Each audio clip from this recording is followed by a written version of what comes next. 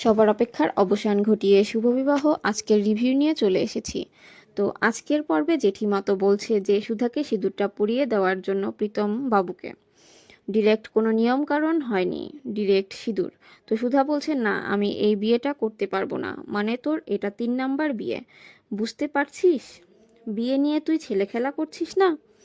তুই তো বিয়েতে রাজি হয়েছিলি, এত কিছু হওয়ার পর তাহলে কেন বিয়েতে করবি না? সৌমি বলছে, তুমি এভাবে আমার মামুর রেপুটেশন নষ্ট করতে পারো না। তুমি যখন বিয়েটা করতে চেয়েছিলে না, তাহলে বিয়েতে রাজি হলে কেন? ঝিনুক বলছে, আর যখন রাজি হলি তখন বিয়েটা করতে তোর বাধা কোথায়? সুধা বলছে, তুই একজন লয়ার হয়ে এটা জানিস না যে একবার ডিভোর্স পেপারে সাইন করলে ডিভোর্স হয় না, আর একটা সই তো বাকি আছে। তাছাড়া এই বিয়েতে আমার মেয়ে খুশি নয়, আর যেখানে আমার মেয়ে খুশি নয়, আমার মেয়ের ভবিষ্যতের কথা ভেবে, তার খুশির কথা ভেবে আমি এই বিয়েটা করতে পারবো না। তাই বলছি, সুধা আসলে বিয়ের মণ্ডপে আসার সময় তরি, তেজ মানে তরির হাতে আঁকা তার বাবা মার সাথে তরির ছবিটা দেখেছিল। সে এটা দেখে বুঝতে পেরেছিল যে তরি এই বিয়েতে একদম খুশি নয়। সে তার বাবা হিসেবে তার হিরো আঙ্কেলকেই চায়। এরপর সুধা তরিকে নিজের কাছে ডেকে তরিকে তার আঁকা ছবিটা দিচ্ছে যে এই দেখো, বলে এটা এটা তো আমি জানালা দিয়ে ফেলে দিয়েছিলাম। তখন বলছে যে হ্যাঁ, তুমি জানালা দিয়ে ফেলে দিয়েছো, আর ঠিক সময় গুণদাদা এটা আমার কাছে পৌঁছে দিয়েছে। তুমি গুণদাদাকে এত মনে প্রাণে ডেকেছো, গুণদাদা তোমার ডাকের কথা শুনতে পেরেছে। বলে সত্যি? তুমি তাহলে বিএফএফকে বিয়ে করছো না? বলে না। বলে বিএফএফ তাহলে সত্যি আমার বাবা হচ্ছে না? বলে না। এই বলে মাকে জড়িয়ে ধরে আনন্দে। তার বিএফএফ এর দিকে তরি আর সুধা বারবার করে তাকাচ্ছে। তার বিএফএফ হাসছে, কারণ সে তো আগে থেকেই জানে সবটা। সে বুঝতেই পেরেছিল যে তরি তার বাবাকে কতটা ভালোবাসে। সুধা এবার বলছে, প্রীতম বাবু, আমি আমার মেয়ের কথা ভাবতে গিয়ে আপনার প্রতি অন্যায় করেছি, আপনি আমাকে ক্ষমা করে দেবেন। সৌমি বলছে, মামু তোমাকে ক্ষমা করুক বা না করুক, আমি তোমাকে কোনোদিনও ক্ষমা করতে পারবো না। এই মানুষটা গত 5টা বছর ধরে তোমাকে পাগলের মতো ভালোবেসেছে, কি করেনি তোমার জন্য? আর তুমি ওনার ভালোবাসাকে ঠকিয়েছো, তুমি ওনাকে ইউজ করছো। তখন তো প্রীতম বাবু রেগে যায়, বলে একদম তুই উল্টোপাল্টা কথা বলবি না, না জেনে শুনে সুধাকে অ্যাকিউজ করা বন্ধ কর। বলে মামু, বলে হ্যাঁ, সুধা তো আমাকে ঠকাননি, উনি আমাকে হাজব্যান্ড হিসেবে কোনোদিনই মানতে পারবেন না। আর এটা জেনেই আমি এই বিয়েতে রাজি হয়েছিলাম। আর আমি এটা জানতাম যে উনি তেজকেই বরাবরের মতো ভালোবাসেন আর বাসবেন। এটা শুনে সৌমি বলছে, কি বলছো তুমি? বলে হ্যাঁ, সুধা বলছে, তোমার মামু খুব ভালো মানুষ, আর সেজন্যই আমি ওনাকে ঠকাতে পারবো না।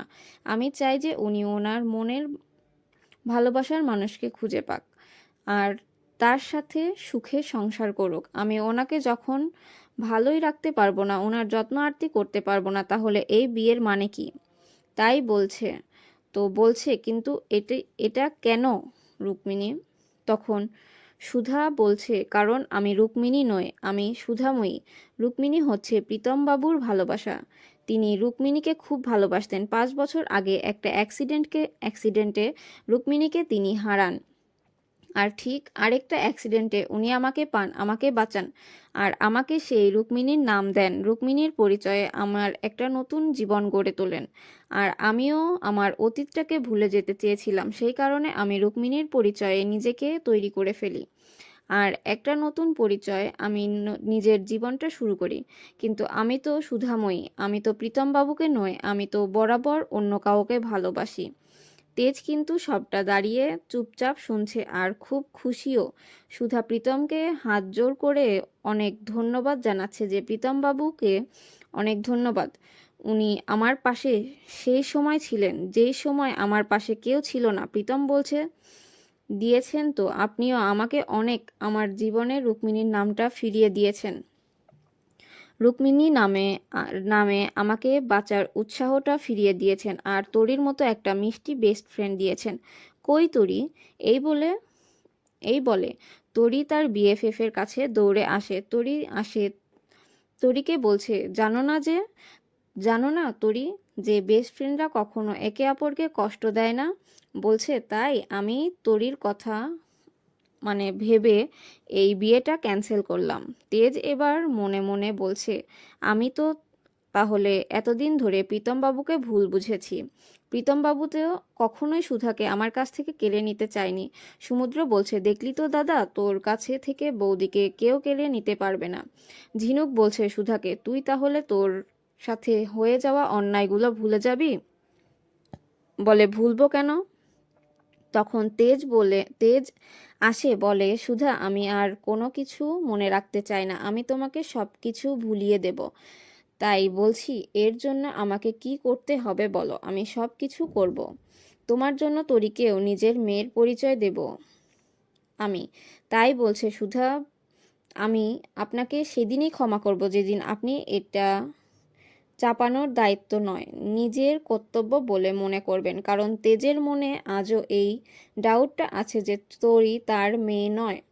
বলছে, যেদিন আপনার মনে হবে যে এই যে তরিকে নিজের বাবার পরিচয় দিয়েছেন, এটা একটা বড় কাজ নয়, বরং এটাই বরঞ্চ তরির একটা প্রাপ্য অধিকার, সেদিন আমি আপনাকে ক্ষমা করব। বলছে, যেদিন আপনি আপনার রিপোর্টটাকে সত্যি ভাবা বন্ধ করবেন, সেদিন আপনার প্রায়শ্চিত্ত পূর্ণ হবে।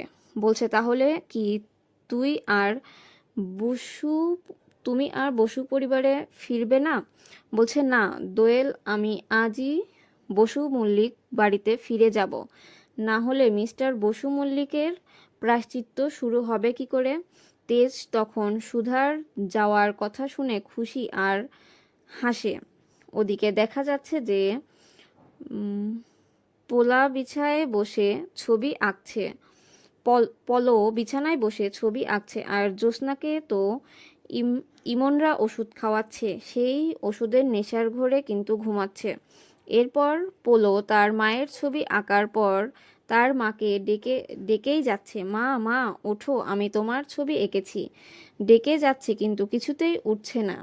আর ওদিকে থেকে ইমন, সার্থক আর মেজকা, তারপর অনিমেষ সবাই মিলে দেখছে। ইমন বলছে, ওষুধের ঘোরে এমন ঘুমোচ্ছে, আমরা যদি পোলোকে নিয়েও যাই, তার চিৎকার চেঁচামেচিতেও কিন্তু জ্যোৎস্নাদি শুনতে পাবে না। এই বলে মেচকা এসেছে। পোলো সোনা, এসো তো এসো তো বলে কোলে নেয়। বলছে, তোমার মাম্মাম তো ঘুমাচ্ছে, তোমার মাম্মাম তো খুব ক্লান্ত, তুমি এখন ডাকাডাকি করো না, চলো আমরা বরঞ্চ নিচে গিয়ে খেলাধুলো করি। বলে, না না, আমি কোথাও যাব না বলে হাত পা ছুড়ছে। বলে, ওমা শোনো শোনো না, আমরা খেলু করবো না তো? এরপর ইমন বোঝাচ্ছে, শুনো না, সার্থক বোঝাচ্ছে। এসেছে। সার্থককে একটা ধাক্কা মেরে পোলো বাইরে পালিয়ে যায়। তো এবার পোলোরা পেছনে পেছনে সবাই যায়, আর এদিকে তেজ তরিকে বলছে, চলো তরি, আমরা এবার খুব মজা করব, আমি তুমি মাম্মাম, চলো, আর কোনো অসুবিধা থাকবে না। তরিও শুনছে, আর তার বাবার কথা তো এবার সুধা বলছে, মিস্টার বসু মল্লিক, আমি কিন্তু ওই বাড়িতে আমার মেয়ে আর ঠাম্মির জন্য ফিরছি। যদি আপনি কখনো ভাবেন যে আপনার জন্য ফিরেছি, তো তেজ সেই মতো করে শুনে প্রীতমবাবু বলছে যে এই যে সুধা আপনার সাথে ফিরে যাচ্ছে, এটা আপনার সৌভাগ্য যে উনি আপনাকে আরেকটা সুযোগ দিয়েছে, আপনি এটা হাতছাড়া করবেন না। আমি ভগবানের কাছে প্রে করব যে আপনারা খুব সুখে হন। সুধা বলছে, এত কিছু করার পরও আপনি আমার জন্য এতটা ভাবছেন, আমার তো লজ্জায় মাথা কাটা যাচ্ছে যে আমি আপনার সাথে এতটা অন্যায় করছি বলে। না না না, হাত জোর করে বলছে। তখন, হাতটা না, আমি বলছি, এ বাবা, এরকম আবার হয় নাকি? বন্ধু কখনো বন্ধুর কাছে এরকমভাবে হাত জোর করে ক্ষমা চায়? বা এরকম খারাপ এরকম কোনো কিছু হয়নি। আবার এর কোনো কিছুই নয়, বন্ধুত্বের মধ্যে এত ফর্মালিটি চলে না। আমি চাই এবার আপনারা খুব সুখে সংসার করুন, তাই বলছি। ওদিকে তো তেজ সুধার কথা ভেবে হাসছে, আর সুধাও তেজের দিকে তাকিয়ে আছে। এদিকে পোলো গিয়ে কিন্তু গজাধনের পিছনে লুকিয়ে পড়ে। তো কেউ খুঁজে পাচ্ছে না। এবার অনিমেষ, তারপরে হচ্ছে তার বাবা, মেচকা, ওদিকে সার্থক, ইমন সবাই মিলে খুঁজছে। পোলো সোনা কোথায়? মেচকা বলছে, দাদু ভাই কোথায়? চলো তো, আমার তোর সাথে দেখা করতে যাব। কিন্তু খুঁজে পাচ্ছে না, কিছুতেই বের হচ্ছে না এরা। সার্থক আবারও বলছে যে তোরই অপেক্ষা করছে, চলো না, হলে দেরি হয়ে যাবে। তরি তো ওদিক থেকে আসতে পারছে না তোমার জন্য, তখন তরি দিদির কাছে যাব। এই শুনে ভাবছে তরি দিদির কাছে সত্যি সত্যি নিয়ে যাবে। পোলো বেরিয়ে এসেছে। পোলো বলছে, তোমরা সত্যি আমাকে তরি দিদির কাছে নিয়ে যাবে? বলে হ্যাঁ, তো ওরাও দেখতে পেয়ে গেছে, চলো আমরা যাই এখন। বলে ঠিক আছে, তাহলে মাকে ডেকে আনি। বলে না না, মাকে ডাকতে হবে না, অনেক দেরি হয়ে যাবে, তরি তো অপেক্ষা করছে। বলে না না, আমি মাকে ছাড়া যাব না। বলে না না বাবা, যেতে হবে। এই বলে জোর করে নিয়ে যাচ্ছে। আর পোলো কিন্তু কিছুতেই যেতে চাইছে না মাকে ছাড়া। এবার পোলোকে গাড়ি করে নিয়ে যাচ্ছে। পোলো বলছে, আমাকে কোথায় নিয়ে যাচ্ছ? আমি মায়ের কাছে যাব। বলে শোনো, এত ঘ্যান ঘ্যান করো না তো। যখন পঞ্চপ্রদীপে ছিলে তখন ওখানে যখন পঞ্চপ্রদীপে ছিলে তখন ওখানে মা ছিল না, বাবা ছিল না, কেউ ছিল না। এখন এত মা করছো কেন? একদম ঘ্যান ঘ্যান করবে না, চুপচাপ বসে থাকো। এরপর তারা একটা জায়গায় আসে, এসে বলছে এই জায়গায় ঠিক হবে। তখন পোলো বলছে, কোথায় তরি দিদি? বলছে যে আছে আছে, এখানেই আছে, চলো নামো, দেখতে পাবে। এটা বড় সারপ্রাইজ নিয়ে দাঁড়িয়ে আছে। এই বলে ওকে গাড়ি থেকে নামাচ্ছে একটা নির্জন জায়গাতে। গাড়ি থেকে নেমে পোলো বলছে, কই তরি দিদি? কোথায়? কোথাও তো নেই। বলছে আছে আছে, তুমি এখানে চোখ বন্ধ করে 1 থেকে 10 অবধি গুনতে থাকো, তরি চলে আসবে। তখন বলছে আচ্ছা। এই বলে 1 থেকে 10 গুনছে, আর ওদিকে কিন্তু সার্থকরা গাড়ি নিয়ে চলে যায়। 10 গোনা হয়ে গেলে চোখ খুলে দেখতে পায় কেউ নেই। তখন তো তরি তরি করে ডাকছে। এদিকে মেজোয়া দাদু সবাইকে ডাকছে, কিন্তু কাউকে খুঁজে পাচ্ছে না। একটা নির্জন জঙ্গলের মতো জায়গা, ওকে ছেড়ে দিয়ে এসেছে। আর এদিকে দেখা যাচ্ছে সুধার শাশুড়ি মা, মেজমা সবাই মিলে পুজো দিচ্ছে এসে মন্দিরের থেকে। তারা ছিল না বাড়িতে, এই সুযোগে পোলোকে নিয়ে গেছে। তো বলছে, কি ভালো হলো পুজোটা বল?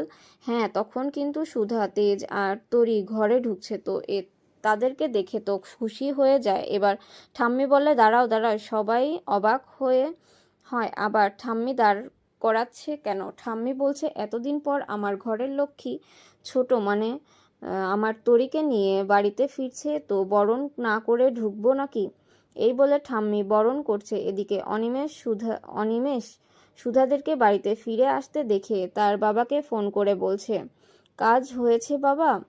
হ্যাঁ, কাজ হবে না তোর মতো আমরা অপগণ্য নাকি? ঠিক কাজ করে ফেলেছি। বল, ফেরার কোনো চান্স নেই তো? বলে 100 জন্ম হলেও।